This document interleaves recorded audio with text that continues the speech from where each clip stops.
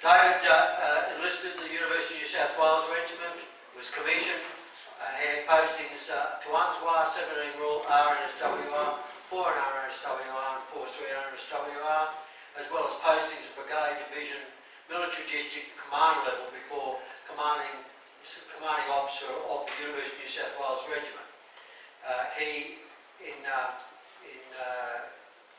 He's also a co-author with Ken Mackay, another member of the Institute, in writing a book, A History of the University of New South Wales.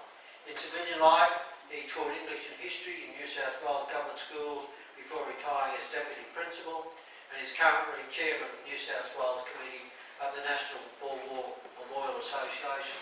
And in my humble view, that memorial in Anzac Parade is the most magnificent of any of the memorials that we currently have in Anzac Parade. So without further ado, I'll ask David Deasey to do his presentation on post-war operations in the Middle East, and that will be followed by afternoon tea. Thank you.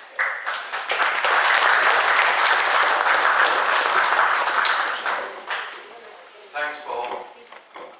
Us infantry guys like to think we taught Paul all about tactics, and then he proceeded to become a division commander whilst we sort of stagnated in the backwaters. But however, I think there's probably more to that story. Look, this is I think a very interesting topic. It's very detailed. I can only just really hit the heads of bits and pieces as we go through in half an hour. It is, I think, a truism that most books will stop the moment the armistice is signed. And for the armistice in the Middle East, it's not the 11th of November, it's the 30th of October, when the Turks finally realised that they had a choice. They could ask for an armistice, or they could find Australian light horsemen in the back streets of Ankara. And I don't say that particularly lightly. The Australians, and we're going to talk a bit about Mustafa Kemal during this talk. He was not just associated with the Australians at Gallipoli. They had chased him all through Palestine and virtually up to the Turkish border. So he was well aware of who Australia was, and there's an issue that I'd like to raise with you afterwards. So what have we got at the end here? Well, first of all, we might have a look at the actual topic areas. This, by the way, is about 30% of Chauvel's light armour that he had available to him at the end of the campaign. And this was a critical part of his final push past through Aleppo and onto Alexandria. There are 5 key things I want to talk or touch on this afternoon. The armistice and the problems thereafter, Gallipoli and War Graves, the Egyptian Revolt of 1919, the Kurdistan issue of 1919, and finally the Chanak Crisis of 1922. All have lessons for us today, and to a great extent I'd suggest you'll start to hear some familiar echoes when I talk about some of the issues. Nothing much has changed in 100 years. I've got some slides to show. At the end of the war, the Desert Mounted Corps, which had spearheaded the British advance from the Suez Canal, was headquartered in Damascus. The 4th Indian Cavalry Division, along with the armour we saw, was heading north on the northern side of Aleppo towards Alexandria, pushing Kemal's 7th Turkish Army in front of it. The Australian Mounted Division was halfway from Damascus to Aleppo to assist the 4th Indian Cavalry Division. That's when the armistice occurs. We see here Chauvel and his staff on the steps of their headquarters in Damascus in 1918. That's where most books leave the story. Problem is, it's not where Chauvel leaves the story, it's not where Australia leaves the story. Let's have a look at armistice and its problems. This is the situation of the armistice as it was signed. Now, Chauvel not only had to look after Syria as head of the British administration, that was his baby. One of the other corps commanders got Egypt, and I think Chetway got Israel or Palestine to look after. You can see there that already people are putting their bids in for control of Turkey. What Chauvel had to look after until some form of administration was decided upon was an area of southern Turkey, and this is something we often don't understand. But it stretches from Adana here all the way across really to the top of the Iraq border. So that entire area in there in southern Turkey is Chauvel's responsibility. He has to make sure that the Turkish armies are pulling back beyond that line that I've just drawn. It's not just a question of chasing them to the Turkish border. It was a question of actually pushing them well back towards Ankara. And, of course, everyone wants to go home. Now, you can understand that the Turks are not very impressed with just looking at that. We'll look a bit later at what the actual peace treaty meant and why we suddenly end up with the Chanak Crisis in 1922. So Chauvel actually has to look after the legal side of the house, the policing side of the house in that whole area. One of his key units in doing that is the Australian Light Car Patrol. Works wonders even with horse-mounted bandits, as they found, because they could arrive at 60 or 70 kilometres an hour. A Lewis gun is a nice equaliser when the other side only have rifles, and generally speaking this mob kept the roads open, or the major roads open, and the Kurdish bandits out of business. But that's a fairly minor task compared to what else is going on. The Turks, in fact, decided they were not going to abide by the armistice. When I say Turks, we are already seeing a split in the Turkish ranks. There is a government in Constantinople, what we call now Istanbul. The Sultan is the is the constitutional monarch, and the old-style politicians are there calling the shots. But Kemal and his ex-army officers or army officers are based in Ankara, and they are not happy with the terms of the armistice. And if you just had a quick look at the map I showed, you can see why. It's pretty well inhuman, and the terms of the Treaty of Sevres in 1920 is far worse. Turkey ceases to exist as a nation as we would know it under the treaty. And so he's rather dragging his feet on evacuating Turkish territory. Remembering, of course, from the Turkish point of view, all of Syria, all of Iraq, and eastwards, right into places like, as far as the Persian border, is Turkish territory. And even today, I would suggest, if you look very carefully at the current Turkish government, they still regard those sort of areas as areas in which they have a very defined interest. Eventually, Chauvel had to, in fact, suggest that he would start the offensive again. It's really pure bluff, because he doesn't actually have the entitlement to do so, but he certainly had the encouragement from Allenby to actually put the pressure on.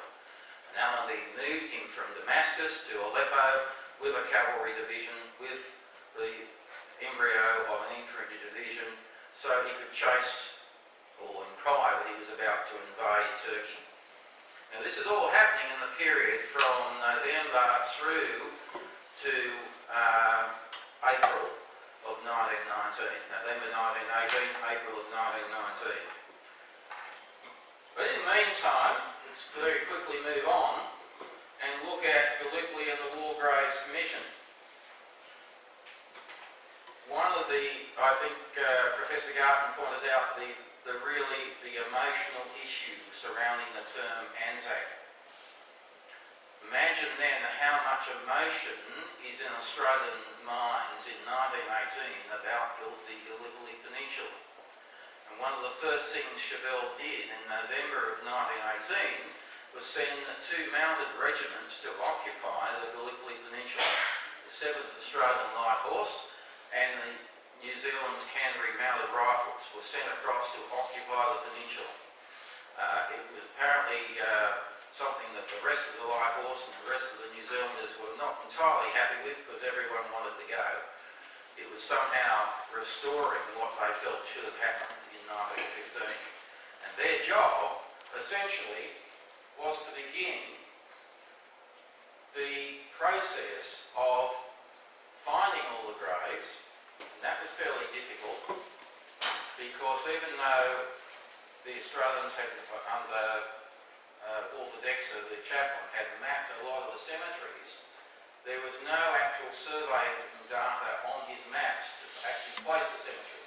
So you actually had to find the first couple of graves before you could then, using the map. Now they were important, the maps are critical, but what someone forgot was that all the personal data was actually on the wooden crosses. And the local Turks had used the wooden crosses for firewood. And the Turkish government, discovering that, thought that they would improve it, and they built false burial mounds to make it look very nice, the cemeteries there, but they bore no resemblance to what was on the ground.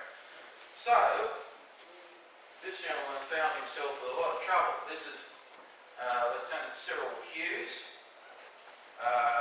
former engineer and surveyor from Tasmania, and a member of the 1st Australian Light Horse Engineer Field Squadron. He and several of his selected people were sent to Gallipoli to map the cemeteries. That was their first role.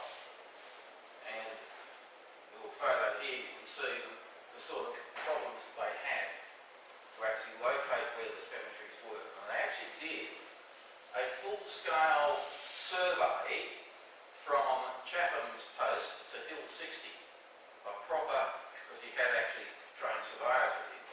Now, I just want you to think about that just for a moment. Here we are in an enemy country, and we, in peacetime, and we have a foreign military force, albeit only half a dozen people, actually mapping the terrain for us, not for them, for us. Right? Okay. Terrible problems in sorting it out, and of course, by February 1919, our old friend Charles Bean is back on Gallipoli with his own team, Hubert Wilkins,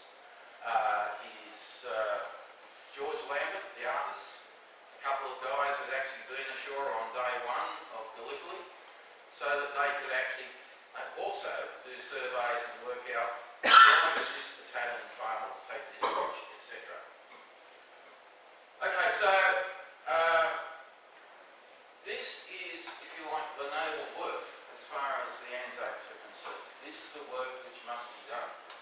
The 2 Light Horse regiments are withdrawn by February 1919 when it is clear that the Turks are not going to interfere with the process, and it's also at that stage mooted that the Greeks are going to take over and run the peninsula forevermore. They'll become Greek territory. And that's obviously got some hairs on it if you can see that.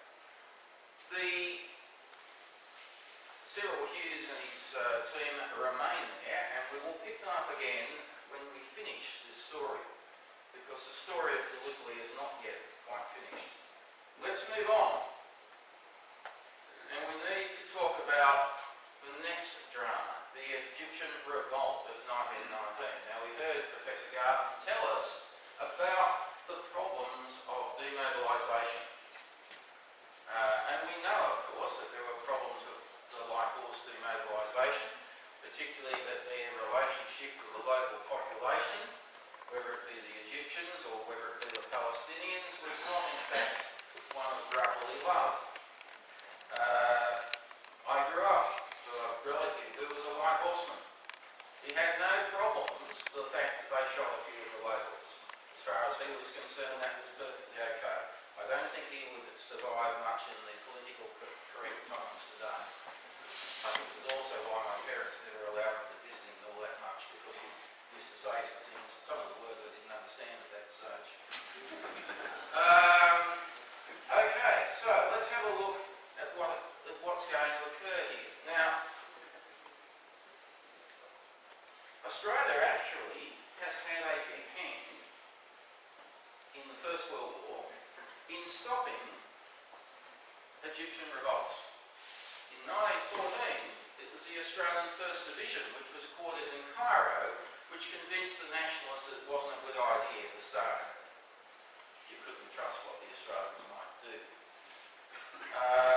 In 1916, Harry Chevelle's Anzac Mounted Division saw the Turks off, and the nationalists were supposedly waiting to see whether or not the Turkish force could get to the canal. The Australians stopped them from getting to the canal. Another chance gone missing. Now in 1919, three things come together. They probably picked the wrong time, but no, that's one of those things that happens in history. Number one, very few British troops on the streets. Why? Because they've all gone home, or they're off elsewhere. Number two, there are rumours spread by Turkish agents that Britain actually has lost the war. Now, the Egyptian educated classes and the nationalists know that's not true, but there's no harm in letting the local population think that. Look around you, where are the British troops? They've been beaten, they've gone home. Where are the Australians? Yes, and we know that there's been a little thing called the Battle of Waza, but all these nasty Australians have gone home, or are going home, they're out of the picture.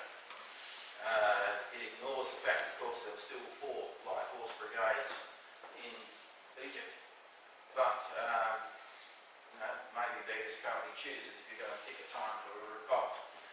After all, the Australians have been disarmed and unhorsed. It seemed a fairly safe bet. The final thing, fairly important thing, is that what the Egyptians wanted was access to the Paris Peace Conference. Okay, because it was there, they read President Wilson's declaration, it was there that they were going to get their justice. The British protectorate in 1914 was fine because that pushed the Turks out of the way. But it's amazing how much Turkish influence you keep finding floating back in. But now they needed to get to the peace conference, and Britain basically said, you're a protected country, you're not coming to the peace conference, end of discussion. And so there was agitation. So Britain, from London, it's always good when the Home Office actually tells you how to run things, but I've got no idea what's going on. Said, well, lock them up. So they did. They locked up the nationalist leadership, sent them off to Malta, and then the whole situation exploded.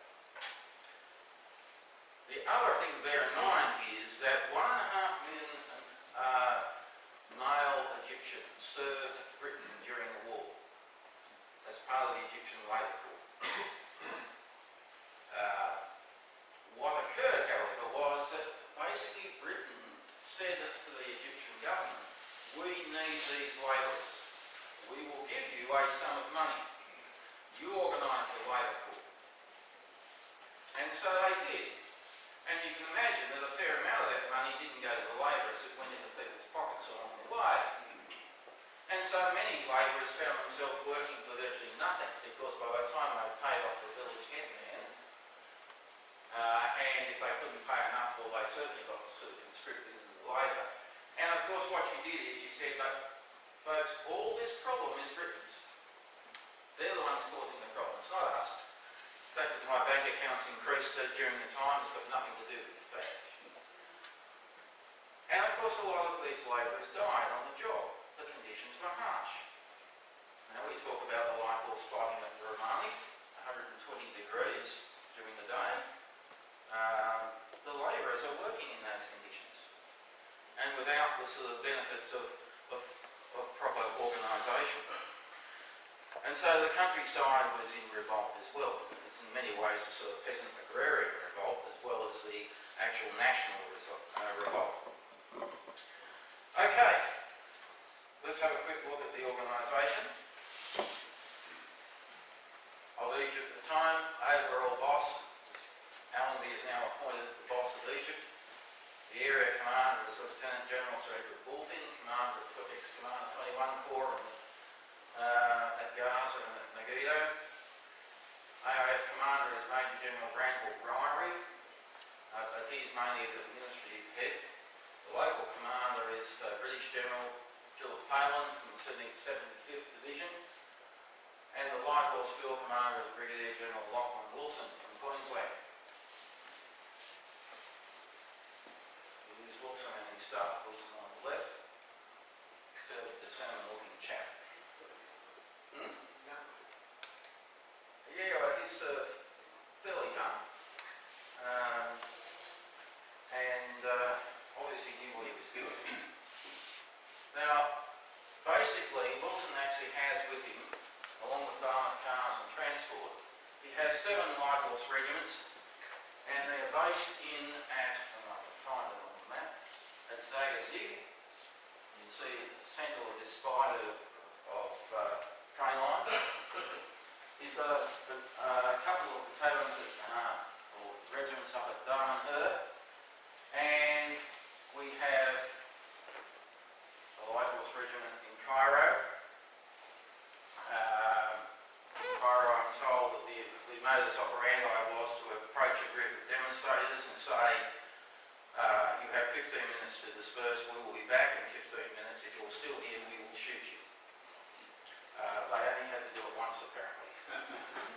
As I said, this is not something that we would regard today as politically correct. If you're looking for political correctness, none of the stories this afternoon about the Middle East are going to fit into that sort of time frame. Small place of Minat el-Kham, which we'll talk about in a moment. Okay, so Wilson is in fact given, a justice of the Egyptian High or Supreme Court as his chief political advisor. He's also given a senior member of the finance department.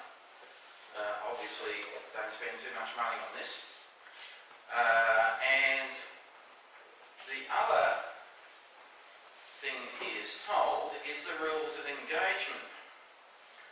And that is, you will not shoot at mobs of Egyptians unless your life is threatened under any circumstances. One old light horseman told him we could never find this bloke called Mob, so it didn't really worry us. It's a fairly loose set of rules of engagement. Who's going to decide what is life-threatening?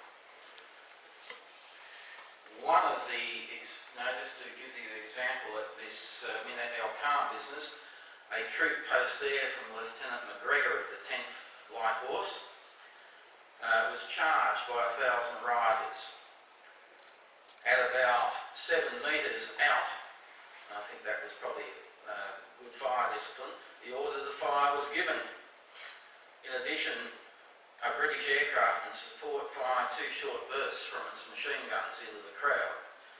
39 Egyptians were killed, 25 wounded, and the rioters, the report said, were successfully driven off. Another 40 were drowned in their panic trying to get across the local canal. On another occasion, the Light Horse had patrolled through along a railway line, and behind them they sent, perhaps someone was suspicious, they sent one of these rail trolleys with a Vickers machine gun mounted on it, and they had to keep lifting it up over the broken track. And they came up on a station where there were about 2,000 or 3,000 people busily wrecking the station and burning it. And so the patrol commander noted, the patrol, I gave the instructions, and we ran 3 belts through the Vickers gun. It inflicted some 50 casualties, and the mob dispersed. I bet the police would like to be able to do that Friday night in George Street. So then they decided the Australians were getting a bit too enthusiastic, and they insisted that every 11th round in the Vickers belt and every 11th round in the magazine of the Lewis gun was removed, so that if you were going to continue firing, it was a conscious act. You couldn't say, well, the gun ran away or so on. But I would have thought most of the stories at that stage indicated that there was no quite serious intent. Continually tightened, so with the story I really like like here is the one where Major James Loynes, CO of the 11th Light Horse Regiment at the time, was sent with a troop to deal with a mob ransacking a school. Under no circumstances are you to use the bayonets or to shoot. So really tight rules of engagement. Now the troop dismounted and went to work with rifle butts. A few minutes of roughhousing saw the rioters off. Which is interesting, except when you know that James Loynes at 59 was probably the oldest squadron commander in the AIF, had 30 years of reserve experience behind him and 2 tours of duty in Boer War, not to mention now 4 years in Palestine, plus wounded at Gallipoli.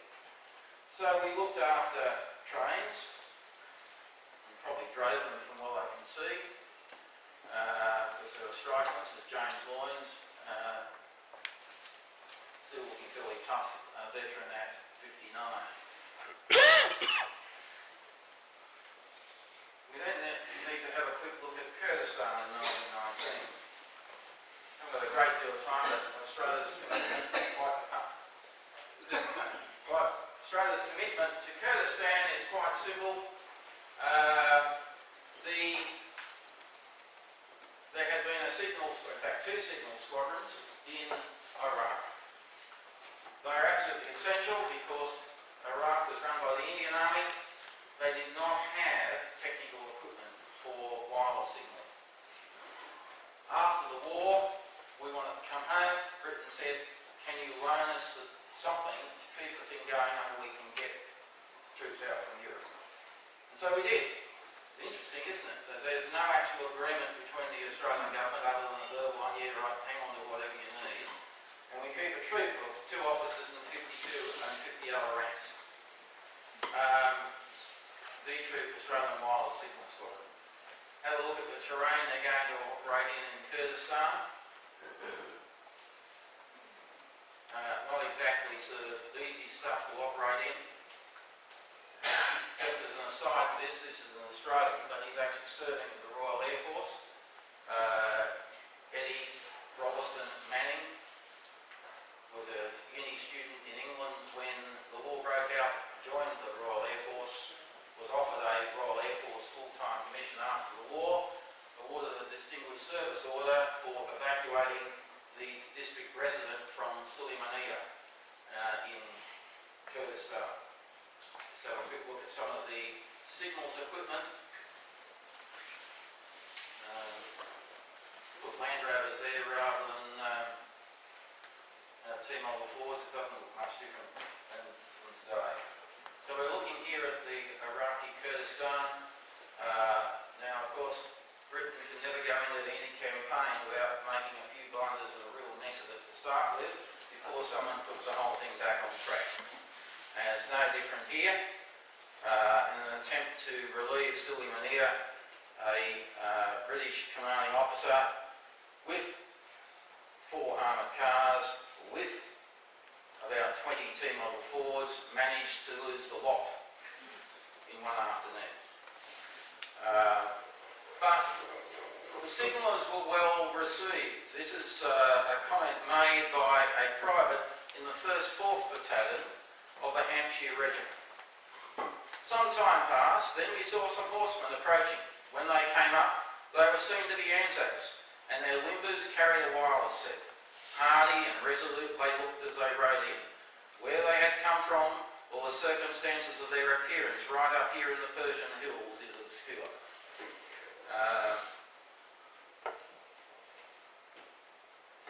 They were such essential parts to making the British success against the Kurdish rebels that at the end of the time there was an Australian sergeant from Sydney, Sergeant Alfred Thomas Rod, who was awarded the Distinguished Conduct Medal for conspicuous gallantry and devotion to duty during the attack on Suwara Atika on the 14th of August 1919, note the date there, under very heavy fire, particularly directed towards his wireless masts and equipment. He personally kept open wireless communications without a break and thus made possible the early arrival of aeroplanes, which were largely instrumental in restoring the situation. At the end of the campaign in October, when they all came home, the 52 force had received 1 Distinguished Conduct Medal, 3 British Meritorious Service Medals, and 2 MIDs, which isn't a bad effort for a small unit. Let me just skip quickly to talk about, I might just add just one thing, a couple of things there. Just have a quick look there. Oh, by the way, same area today, almost identical, Turkish bombs falling on Kurdish roads. Not much has changed. The force received its British General Service Medal, Kurdistan collapsed. What do we get in Egypt? Well, Egypt didn't happen. Politically, it never happened. So, of course, there is no medal, no class, no decorations given to people like Wilson, who did a pretty fantastic job. But we were still getting recruits into both theatres. And in Egypt, they were made eligible for the British War Medal, 1916, 1918, even though they were serving in 1919. You wind up getting around the problem of not admitting that you actually had a problem in the first place. The Chanak Crisis. So we move forward to 1922 very quickly. Now this is what Turkey was, the plain yellow spot is what Turkey would have looked like. And Mustafa Kemal wasn't having a bar of it. And so he began his own campaign. And by the time that September comes in 1922, there is a problem. Like the British troops in Istanbul are about to be attacked.